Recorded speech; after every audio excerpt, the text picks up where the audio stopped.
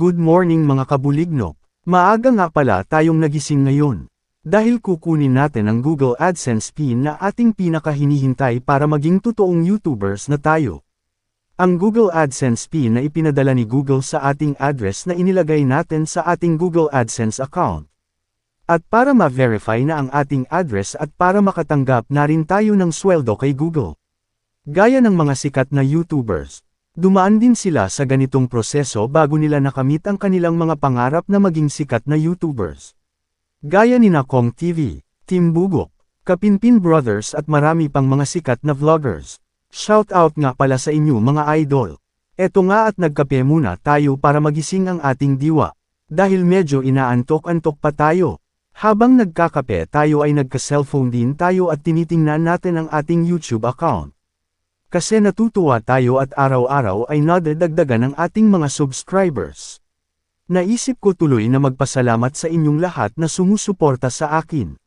Maraming salamat nga pala sa inyong lahat na patuloy na sumusuporta sa akin. Sana po ay patuloy nyo pa po akong suportahan at patuloy nyo pong panuurin at pakinggan ang aking mga music remix.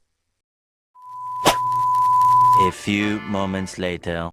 Eto at nakapagbihis na tayo. Sinuot na nga natin yung pinagawa natin na personalized t-shirt na DJ Verhel.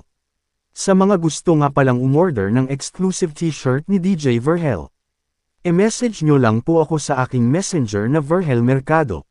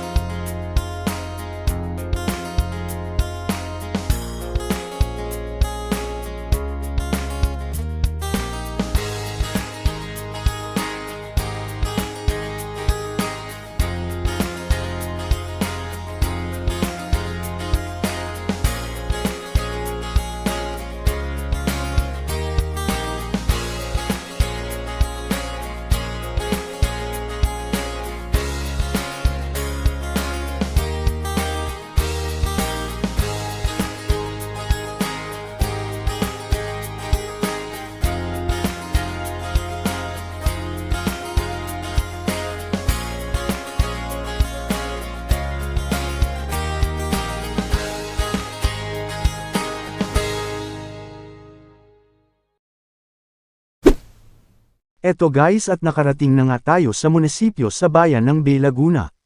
Para kunin ang ating Google AdSense pin, na pinadala ni Google sa ating address. At eto na nga nakuha na natin at hawak ko na ang Google AdSense pin. Sobrang saya ko kasi matutupad na ang aking pangarap na maging isang totoong vlogger.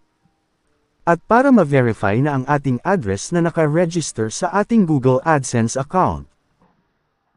Pagkatapos nga natin makuha ang Google AdSense pin, pauwi na nga ulit tayo sa Calamba kung saan pansamantala tayong nakatira. Eto at naglalakad na nga tayo papunta sa sakayan.